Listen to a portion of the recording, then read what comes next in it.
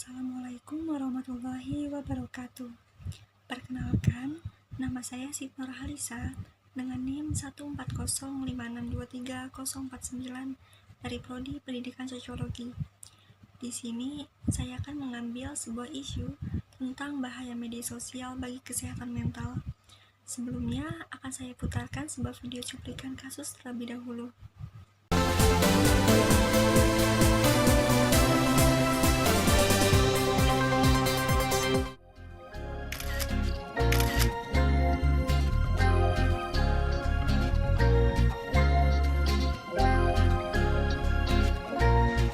Perkembangan digital tentu dapat membawa dampak positif dan berbagai kemudahan. Namun, jika tidak dapat mengontrolnya, beberapa dampak negatif juga didapat. Berdasarkan data Digital Around the World 2019, pengguna media sosial di Indonesia mencapai 150 juta pengguna atau sebesar 56% dari total populasi. Rata-rata lama pemakaian selama 3 jam 26 menit. Media sosial meliputi Facebook, Twitter, Instagram, Line, WhatsApp, Snapchat, hingga TikTok.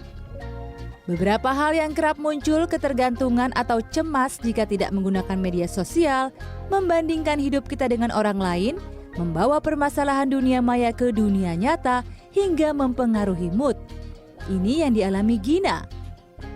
Waktu itu kan pernah ya mati lampu kan, terus kayak sinyal tuh ngadet gitu kan. Itu tuh kayak bener-bener nggak tahu mau ngapain. Kayak karena kehidupan aku seperempatnya, setengahnya itu kan medsos banget gitu kan. Maksudnya tergantung sama medsos. Jadi waktu itu tuh bener-bener ini banget sih nggak tahu mau ngapain kayak. Tak heran ada pengguna medsos yang akhirnya memutuskan untuk membatasi kehidupan medsos di platform tertentu karena sadar akan pengaruhnya. Karena pas gue lagi pakai Instagram DLL itu kayak toksik, ngerasanya kayak ngeliatin hidup orang, terus jadi ngebandingin hidup orang sama hidup kita, jadi ngerasa kayak insecure sih, jadinya milih buat stop. Berdasarkan studi International Journal of Mental Health and Addiction, pengguna media sosial yang berlebih dapat menyebabkan gangguan mental. Fitur like dan komentar di media sosial juga kerap menjadi hal yang dapat mempengaruhi perasaan pengguna. Ada ciri kepribadian bahwa ada orang itu senang mendapat pujian, orang itu senang mendapat perhatian, orang itu selalu pengen dapat dukungan orang banyak. Kalau seperti itu terus kita kembangkan, di balik itu akan ada suatu kelemahan bahwa ketika tidak banyak pujian, ketika tidak banyak perhatian, saya akan down. Dr. Danardi menambahkan manusia harus tetap memilih informasi yang sesuai dan bermanfaat. Ini sama halnya memilih media sosial yang baik untuk pribadi seseorang. Kondisi dan reaksi psikologis seseorang berbeda-beda pada isi media sosial. Namun psikoterapis dari California School of Professional Psychology, Philip Huseman menyarankan penggunaan media sosial baiknya 30 menit hingga 1 jam per hari. Sandra Insanasari, Himawan Amri, Jakarta.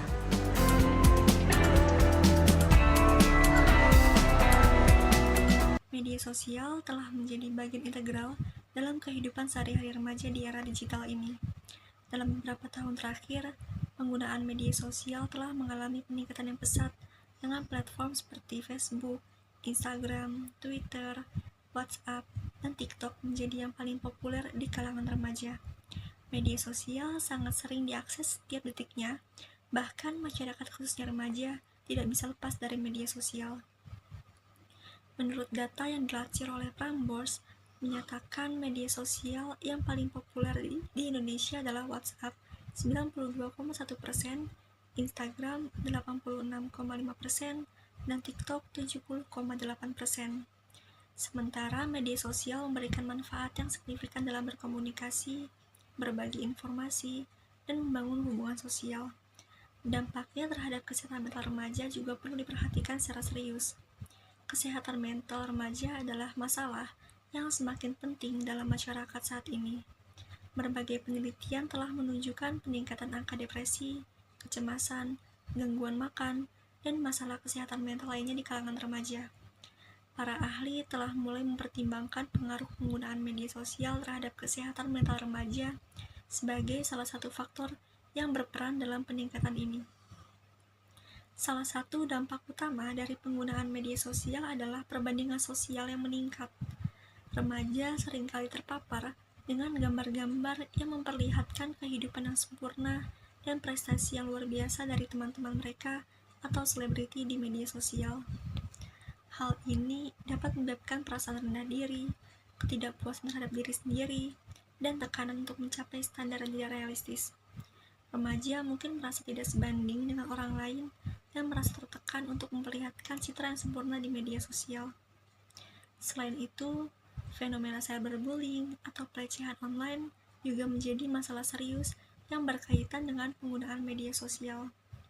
Remaja yang aktif di media sosial rentan menjadi korban pelecehan, ancaman, atau komentar yang merendahkan. Cyberbullying dapat memiliki dampak yang serius terhadap kesehatan mental remaja, termasuk peningkatan kecemasan, depresi, dan bahkan pikiran untuk bunuh diri. Dalam konteks inilah pentingnya memahami pengaruh penggunaan media sosial terhadap kesehatan mental remaja. Studi yang lebih mendalam diperlukan untuk memahami mekanisme yang mendasari hubungan antara penggunaan media sosial dan masalah kesehatan remaja. Dengan pemahaman lebih baik tentang dampaknya, kita dapat mengembangkan strategi yang tepat untuk membantu remaja mengelola penggunaan media sosial secara sehat dan mempromosikan kesehatan mental yang positif. Berdasarkan masalah-masalah yang telah dibahas, maka saya bertujuan untuk mengetahui dampak penggunaan media sosial dan bagi kesehatan mental remaja. Nah, dari video cuplikan kasus tersebut, saya akan menjelaskan terlebih dahulu pengertian dari media sosial.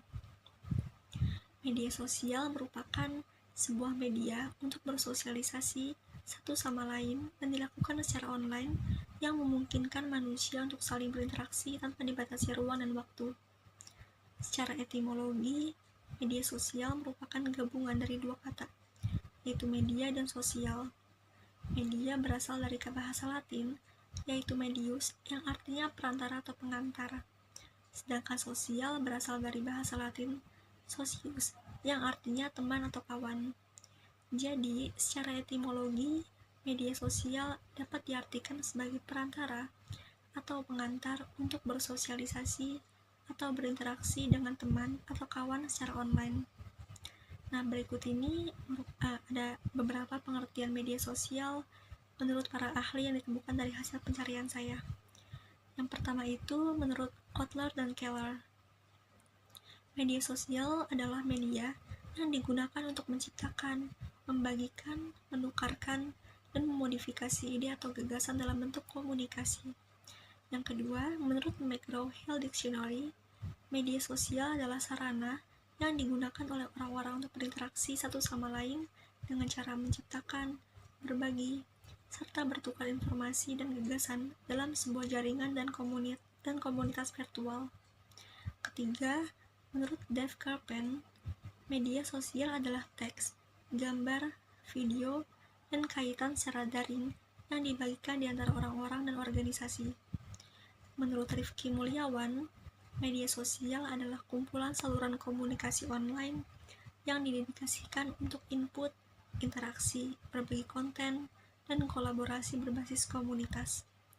Dan yang kelima, menurut Gramedia Literasi, media sosial dapat dipahami sebagai suatu platform digital yang menyediakan fasilitas untuk melakukan aktivitas sosial bagi setiap penggunanya. Nah, dapat disimpulkan bahwa media sosial adalah sebuah platform digital yang memfasilitasi penggunanya untuk saling berinteraksi atau membagikan konten berupa tulisan, foto, video, dan merupakan platform digital yang menyediakan fasilitas untuk melakukan aktivitas sosial bagi setiap penggunanya. Berbagai aktivitas yang dapat dilakukan di media sosial, misalnya, yaitu melakukan komunikasi atau interaksi hingga memberikan informasi atau konten berupa tulisan, foto, dan video. Media sosial juga merupakan sebuah sarana untuk bersosialisasi satu sama lain dan dilakukan secara daring yang memungkinkan manusia untuk saling berinteraksi tanpa dibatasi ruang dan waktu. Dengan adanya media sosial, manusia dapat melakukan proses penyebaran informasi atau konten kapanpun dan dimanapun. Setelah membahas tentang marketing dari media sosial, selanjutnya saya akan membahas tentang dampak dari media sosial. Nah, penggunaan media sosial memiliki dampak positif pada remaja. Yang pertama itu ada meningkatkan kreativitas.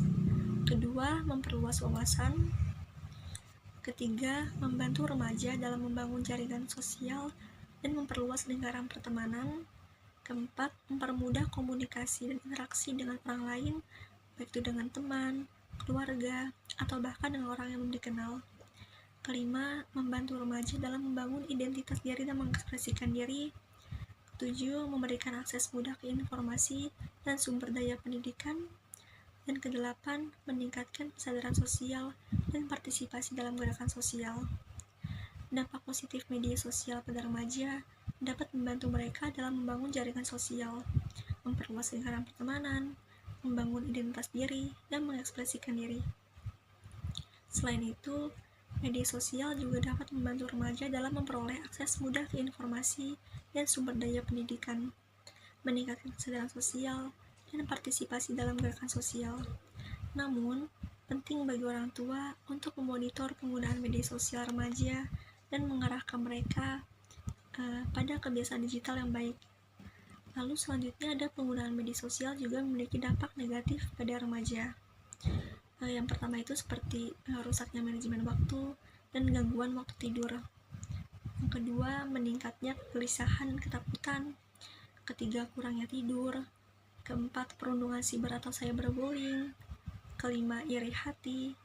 Keenam, kurangnya komunikasi dengan orang lain secara langsung. Ketujuh, menjadikan remaja malas dan jarang bersosialisasi secara langsung dengan orang lain. Kedelapan, menurunnya kualitas hubungan interpersonal. Kesembilan, menurunnya kemampuan berpikir kritis. Dan yang ke-10, menurunnya kesehatan mental. Dampak negatif media sosial pada remaja dapat mempengaruhi kesehatan mental dan kesejahteraan remaja. Oleh karena itu, penting bagi orang tua untuk memonitor penggunaan media sosial remaja dan mengarahkan mereka pada kebiasaan digital yang baik. Beberapa solusi yang dapat dilakukan antara lain mengurangi penggunaan media sosial, membatasi waktu penggunaan media sosial, dan mengarahkan remaja pada kegiatan non produktif yang bermanfaat bagi kesehatan mental mereka. Selanjutnya, saya akan membahas tentang kesehatan mental. Berikut ini ada beberapa pengertian kesehatan mental menurut para ahli yang ditemukan dari hasil penelitian saya. Yang pertama itu, Semiun mengatakan bahwa kesehatan mental adalah ilmu yang memperhatikan perawatan mental atau jiwa. Yang kedua, menurut promcast.kemcast.go.id, kesehatan mental yang baik adalah kondisi ketika batin kita berada dalam keadaan tentram dan tenang, sehingga memungkinkan kita untuk berpikir jernih dan positif. Ketiga, kesehatan mental atau kesehatan jiwa menurut seorang ahli kesehatan Merriam-Webster merupakan suatu keadaan emosional dan psikologis yang baik, di mana individu dapat mengekspresikan dirinya secara positif dan produktif. Keempat, menurut Piper dan Uden, kesehatan mental adalah suatu keadaan di mana seseorang tidak mengalami perasaan bersalah terhadap dirinya sendiri, memiliki kemampuan untuk mengatasi stres, dan mampu berinteraksi dengan orang lain secara sehat. Dan yang kelima, kesehatan mental yang baik untuk individu merupakan kondisi di mana individu terbebas dari segala jenis gangguan jiwa dan kondisi di mana individu dapat berfungsi secara optimal dalam kehidupan sehari-hari. Dari pengertian kesehatan mental menurut para ahli tersebut, dapat disimpulkan bahwa kesehatan mental adalah kondisi ketika seseorang memiliki keseimbangan emosional dan psikologis yang baik, mampu mengatasi stres, berinteraksi dengan orang lain secara sehat, dan dapat berfungsi secara optimal dalam kehidupan sehari-hari. Kesehatan mental juga berkaitan dengan kemampuan seseorang untuk mengekspresikan dirinya secara positif dan produktif. Lalu selanjutnya saya akan membahas tentang faktor-faktor yang mempengaruhi dampak penggunaan media sosial terhadap kesehatan mental. Nah, faktor-faktornya itu antara lain yang pertama, cara penggunaan media sosial. Kualitas dan cara penggunaan media sosial lebih memengaruhi kesehatan mental daripada waktu yang dihabiskan. Yang kedua itu ada lingkungan. Interaksi yang dilakukan melalui media sosial meminimalisir interaksi mereka secara nyata, sehingga dapat menyebabkan perasaan kesepian dan gangguan emosi.